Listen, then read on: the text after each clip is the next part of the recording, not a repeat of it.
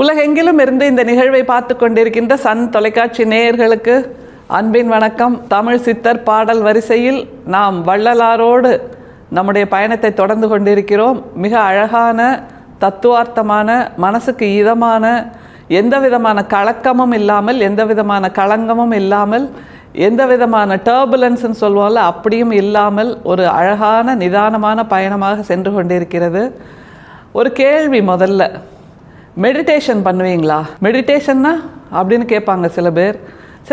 தாராளமாக பண்ணுவோமே அப்படிம்பாங்க. தியானம் பண்ணுவீங்களா அப்படின்னு கேட்டால் நிறைய பேர் ஆமாம்பாங்க, இல்லைம்பாங்க. அதுக்கெல்லாம் எங்கெங்க நேரம், வாழ்க்கை அது பாட்டுக்கு ஓடிட்டுருக்கு அப்படின்னு சொல்லுவோம். ஆனால் மெடிடேஷன் பண்ணுறது அப்படிங்கிறது ரொம்ப சுலபமா கஷ்டமா அப்படின்னு கேட்டால், சும்மா இரு சொல் அற அப்படிங்கிறது ரொம்ப கடினம். ஒரு இடத்துல நம்மளை பிடிச்சி வச்சு இங்கேயே உட்காரு பேசாத அப்படின்னு சொன்னால் எவ்வளோ கஷ்டம் தெரியுமா அப்படிங்கிறத நம்முடைய வள்ளல் பெருமான் நமக்கு சொல்லித்தர்றார். மெடிடேஷன் பண்ணுறது அப்படிங்கிறதுனா என்ன, தியானம் பண்ணுறதுன்னா என்ன, அது எப்படி நம்முடைய இறை தேடலுக்கு பயன்படும் அப்படிங்கிறதா நம்ம வள்ளல் பெருமான்ட்டேருந்து நம்ம கற்றுக்க வேண்டிய ஒரு விஷயம். அதாவது கடல் அலை இருக்குல்ல, கடல் அலை எப்போவுமே ஓயாமல் சத்தம் போட்டுக்கிட்டே இருக்கும்ல, சலன்னு அந்த கடல் அலை சத்தம் போட்டுக்கிட்டே இருக்கும். அதே மாதிரி ஒரு கடல் அலையோட சப்தத்தை வேற எங்கே கேட்கலாம் அப்படின்னா, நம்ம மனசுக்குள்ள காது வச்சு கேட்க முடிகிற வாய்ப்பு இருந்தால் மனசுக்குள்ள அப்படி கேட்கலாம். அந்த அளவுக்கு நம்முடைய மனசுங்கிறது எல்லா நேரமும் சலன்னு சப்தம் எழுப்பிக்கிட்டே இருக்கும். இந்த உடம்பை கூட நீங்கள் ஒரு அறையில் உட்காத்தி வச்சு இங்கேயே இரு அப்படின்னு சொல்லி வெளியில் அறையை பூட்டிட்டா உடம்பு உள்ளே உட்காந்துருக்கும். ஆனால் மனசை கொஞ்சம் கவனித்து பாருங்கள், அது பாட்டுக்கு பாஸ்போர்ட் இல்லாமல், விசா இல்லாமல் உலகத்தில் எங்கெல்லாமோ சுற்றிட்டு வரோம்ல. அப்படின்னா என்ன அர்த்தம்? கடலில் நம்ம கப்பலை நங்கூரமிட்டு நிறுத்தலாம், ஆனால் கடலையே எப்படி நங்கூரமிட்டு நிறுத்துறது? அதுதான் மிகப்பெரிய கேள்வி. அதைத்தான் நமக்கு வள்ளல் பெருமான் சொல்லித்தர்றார்.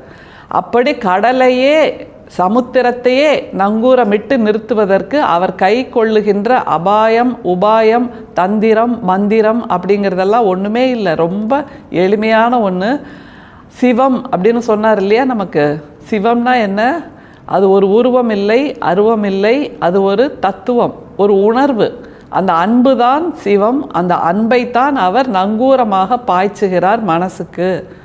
அப்படியே பாய்ச்சும் போது மனசு என்னவாகுது? அதையும் நம்முடைய வள்ளல் பெருமான் சொல்கிறார் அவரோட பாடலில். அந்த பாடலை பார்த்தீங்கன்னா வெளுன்னு வெளுத்துட்டாங்கப்பா அப்படின்னு நம்ம சொல்லுவோம்ல, அப்படி 6 வெளுப்பை அவர் சொல்கிறார்.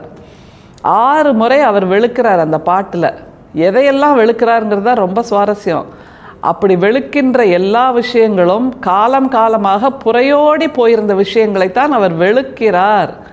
அதுவும் எதை வைத்து? அஹிம்சையை வைத்து, அன்பை வைத்து, கருணையை வைத்து, காருண்யத்தை வைத்து அப்படிங்கிறது ரொம்ப ஆச்சரியமாக இருக்குது. ஏனென்றால் அவர் வாழ்ந்திருந்த காலகட்டம் அப்படிப்பட்டது. எல்லா இடங்களிலும் புறையோடி போயிருந்த பல விஷயங்களை, அந்த விஷயங்களிலிருந்து மக்கள் மனசை மீட்டெடுத்து அன்பை அதில் விதைத்திருக்கிறார் அப்படிங்கிறதா நமக்கு வள்ளல் பெருமானுடைய பாடல்கள் சொல்லுகின்ற சத்தியம், தத்துவம் எல்லாமே.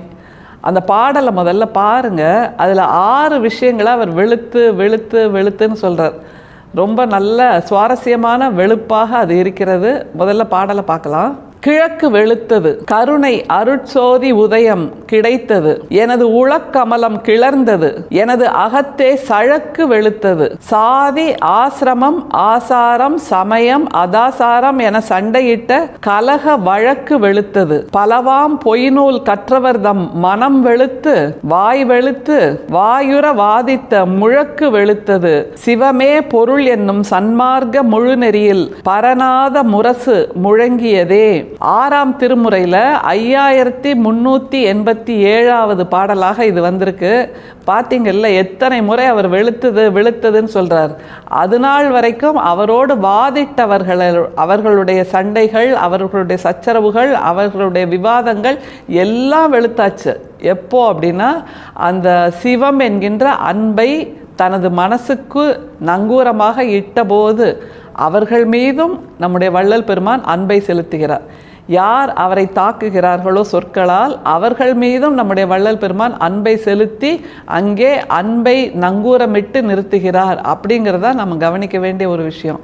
இப்படியாக நம்மை எதிர்ப்பவர்களிடம் கூட நாம் அன்போடு, பரிவோடு, கருணையோடு, இவங்களுக்கு இன்னும் கொஞ்சம் புரிதல் இருந்தால் நல்லா இருக்குமே, புரியாமல் தானே இப்படியெல்லாம் பண்ணுறாங்க அப்படிங்கிற ஒரு கருணை, ஈரம், அன்பு, இதைத்தான் நம்முடைய வள்ளல் பெருமான் இந்த பாட்டில் சொல்கிறாரு.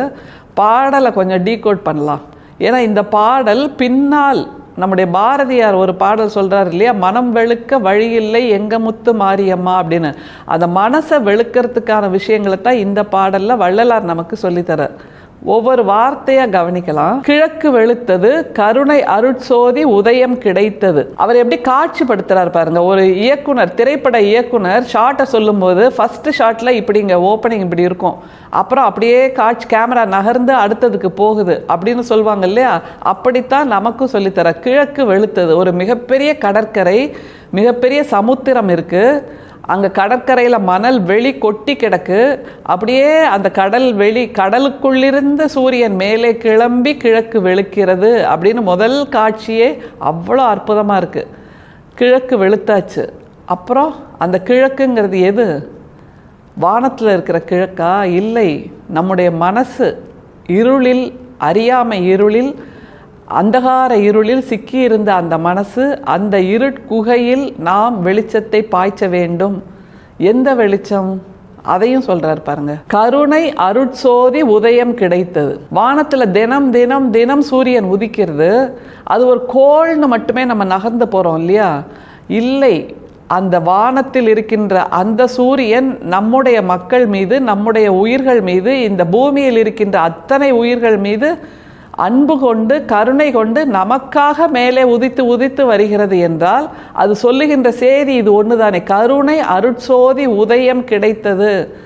பூமிக்கு மட்டும் அருட்சோதி உதயம் கிடைச்சா போதுமா? நம்ம மனசுக்குள்ளேயே அந்த அருட்சோதி உதயம் உதிக்க வேண்டும் இல்லையா? ஒரே வரியில் எத்தனை ஆழமான பொருளை நம்முடைய வள்ளல் பெருமான் பொதிந்து வைக்கிறார் பாருங்கள்.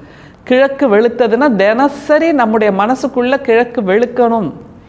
இன்று புதிதாய் பிறந்தேன்னு நம்முடைய பாரதியார் சொல்வார் இல்லையா? அதே மாதிரி தான் தினமும் நம்ம புதுசாக அன்றலர்ந்த பூ மாதிரி மலரணும். எதுக்காக? பழைய கோபதாபங்கள், பழைய பொறாமைகள்லாம் விட்டுட்டு அன்னன்னைக்கு புதுசாக ஒரு கருணையோடு, ஒரு ஈரத்தோடு, ஒரு அன்போடு நாம் கிழக்கை வெளுத்தாக வேண்டும். அதை தாண்டி இறை தேடல். நம்ம சொல்கிறோம்ல தியானம் தியானம்னு. தியானம்ங்கிறது கண்ணை மூடிட்டு அப்படியே சின்முத்திரையில் உட்கார்வது இல்லை. அந்த மனசுக்குள் அமைதியை நிரப்பிக்கொள்ள வேண்டும். அந்த அமைதி எப்படி வரும் என்றால் மற்றவர்களோடு சச்சரவு இல்லாமல் இருக்க வேண்டும். அப்படி சச்சரவு இல்லாமல் இருந்தால் மனசில் அன்பு நிறையும். அந்த அன்பு நிறைந்தால் இயல்பாக ஒரு அமைதி வரும். அதுதான் இறையின் வடிவம். அந்த அருட்சோரி உதயம்தான் இறையின் வடிவம் என்று நமக்கு சொல்லி தருகிறார். இது ஒரு புதிய விளக்கமாக வந்து அமைகிறது என்பதை நாம் புரிந்து கொள்ள வேண்டும். அடுத்தது பாருங்க. எனது உளக்கமலம் கிளர்ந்தது. சூரியனை பார்த்த உடனே தாமரை மலரும்ல, அப்படின்னா அந்த அருட்சோதி சூரியனை பார்த்தவுடன் எனது மனசுங்கிற கமலம், எனது மனசுங்கிற தாமரை பூ மலர்ந்தது அப்படிங்கிறார். எனது அகத்தே சழக்கு வெளுத்தது. மனசுக்குள்ள சழக்குகள் காலம் காலமாக திணிக்கப்பட்டிருக்கு இல்லை நமக்கு, புராணங்கள் வழியாக, கதைகள் வழியாக, அது எல்லாமே வெளுத்தாச்சு அப்படிங்கிறாரு. அந்த காலம் காலமாக திணிக்கப்பட்டிருந்த அந்த சழக்குகள்லாம் எதனால வந்ததுங்கிறதையும் சொல்றாரு பாருங்க. சாதி, ஆசிரமம், ஆசாரம், சமயம், அதாசாரம் என சண்டையிட்ட கலக வழக்கு வெளுத்தது. இத்தனை விஷயங்கள் அல்ல, சாதி, ஆசாரம், ஆசிரமம், சமயம் என்று இத்தனை விஷயங்களால் என் மனசுக்குள் இருட்டு இருந்தது, அந்தகார இருட்டு இருந்தது.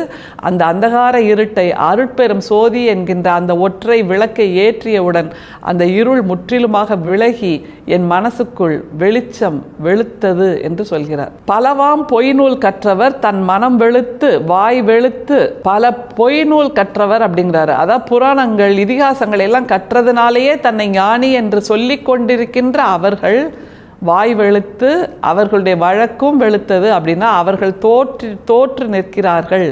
இந்த அருட்சோதி என்கின்ற அந்த வெளிச்சத்துக்கு முன்னால் அவர்கள் கொண்டிருக்கின்ற அந்த மின்மினி பூச்சிகள் காணாமல் போயின, அவர்களுடைய வழக்கு தோற்று நின்றது அப்படின்னு சொல்றார். அப்புறம் எங்க போறார் பாருங்க. தம் மனம் வெளுத்து வாய் வெளுத்து வாயுர வாதித்த முழக்கு வெளுத்தது.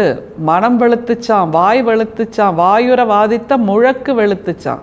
முழக்குனா இவ்வளோ நாள் முழங்கிட்டு இருந்தாங்கல்ல, நான் இவ்வளோ படிச்சிருக்கேன், அதனால் எனக்குத்தான் எல்லாம் தெரியும், நான் தான் இறை தேடலில் சிறந்தவன் அப்படின்லாம் முழங்கிட்டு இருந்தாங்கல்ல, அது எல்லாமே வெளுத்து போச்சு, சாயம் வெளுத்து போச்சு. ஏன்னா அவங்க கிட்ட முழக்கங்கள் தான் இருக்குதே தவிர உண்மையாக இருக்க வேண்டிய அருட்பெரும் சோதி, அன்பு, கருணை அது எதுவுமே இல்லாததுனால அவர்கள் சாயம் வெளுத்து போச்சு அப்படின்னு சொல்றார். அப்புறம் எப்படி நிறைவு செய்கிறார் பாருங்க. சிவமே பொருள் என்னும் சன்மார்க்க முழு நெறியில் பரநாத முரசு முழங்கியதே. சிவமே பொருள் என்னும் சன்மார்க்க நெறி, அது ஒன்று தாங்க அந்த தியானத்துக்கான அடையாளம், அது ஒன்று தான். அந்த அருட்பெரும் சோதி மட்டும்தான் எல்லா புராணங்களையும், எல்லா கதைகளையும், எல்லா இதிகாசங்களையும் வென்று நிற்கக்கூடியது.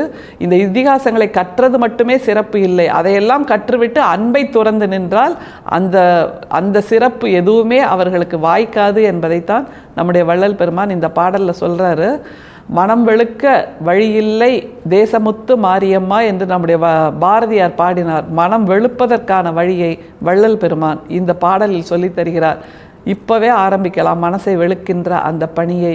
அதற்கு நாம் வேறெங்கும் செல்ல வேண்டாம், நம் மனசுக்குள் அன்பை நிரப்பிக்கொள்வோம். அது ஒன்றுதான் மனசை வெளுக்கின்ற வழியாக நமக்கு வள்ளல் பெருமான் சொல்லி தருகிறார். அருட்பெரும் சோதி, அருட்பெரும் சோதி, தனிப்பெரும் கருணை, அருட்பெரும் சோதி. மீண்டும் சந்திப்போம். நன்றி, வணக்கம்.